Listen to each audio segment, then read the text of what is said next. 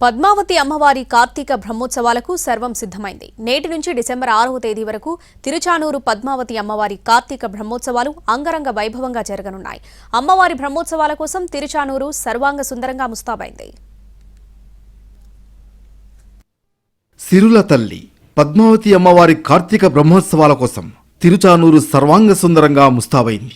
ఆపద మొక్కులవాడి అర్ధాంగి అయిన పద్మావతి అమ్మవారు 9 రోజుల పాటు వివిధ వాహనాల్లో మాడవీధుల్లో ఊరేగుతూ భక్తులకు దర్శనమిస్తుంది. బ్రహ్మోత్సవాలు జరిగే 9 రోజుల పాటు ఉదయం సాయంత్రం 15 రకాల వాహనాల్లో తిరుచానూరు పద్మావతి అమ్మవారు ఊరేగుతారు.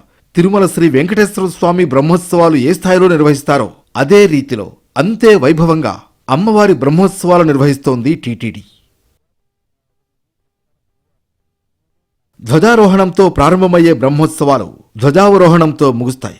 9 రోజుల పాటు అమ్మవారు వివిధ వాహనాలపై ఊరేగుతూ భక్తులకు దర్శనమిస్తారు. అమ్మవారి బ్రహ్మోత్సవాల్లో ఆఖరి ఘట్టం పంచమీ తీర్థం.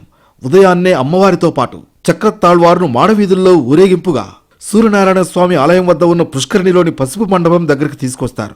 అక్కడ తిరుమల శ్రీవారి ఆలయం నుంచి తీసుకొచ్చిన పసుపు, కుంకుమ తదితర వాటితో అమ్మవారికి చక్రతాళ్వారుకు స్నపన తిరుమంజనం నిర్వహిస్తారు.